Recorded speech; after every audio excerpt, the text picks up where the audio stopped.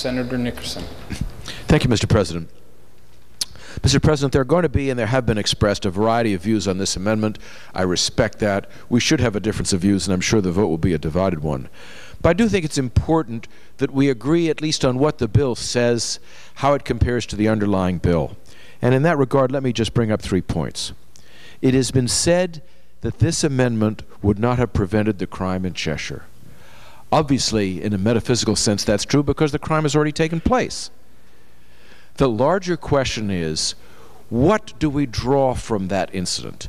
Do we craft a bill, either the underlying bill or this amendment, specifically targeted to that crime? I say the answer is no, because that would be a fruitless endeavor. The question we should ask, and I think we have asked ourselves in the underlying bill, is what are the fragilities, the failures, and the weaknesses in the underlying, in the current criminal justice system, which we need to cure? And that is what the underlying bill has done in many ways, not only with regard to sentencing, new crimes, technology, improvement of the parole system. There's a wide variety of weaknesses and failures which were revealed as a consequence of the wake of the Cheshire crime, and the underlying bill addresses that in the same way that this amendment does. So it is no objection to this amendment to say that it wouldn't have prevented the Cheshire crime, any more than that would be an objection to the underlying bill. Neither would have prevented something that's already taken place.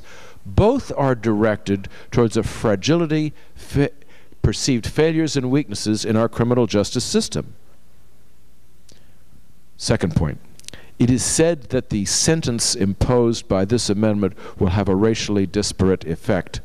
And I don't want to argue that one way or another, but simply to say, if that is the concern, that should equally be directed to the underlying bill.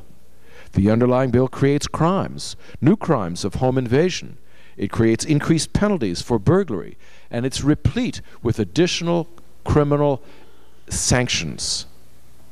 Would they not also, if this amendment is criticized in that it will have a racially disparate effect, would that also apply to the underlying bill? Yet I heard no one criticize the underlying bill for that reason. So it doesn't seem to me that this is a reason for favoring the underlying bill but not favoring this amendment. They don't fit together. Third and finally, it was said that a failure of this amendment is that it's too weak in sentencing, and that the underlying bill has stronger sentencing, sending people to prison for longer terms, and this amendment would weaken that. Well, first of all, that's an extraordinary argument, because I don't think there's anything in either of the two pieces of paper that said that.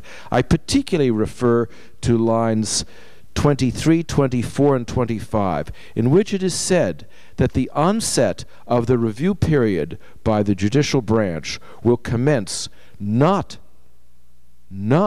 at 30 years after the sentence, but rather at the later of a 30-year period or the earliest date that the person would be eligible for release under any other provision of the general statutes, including the underlying bill.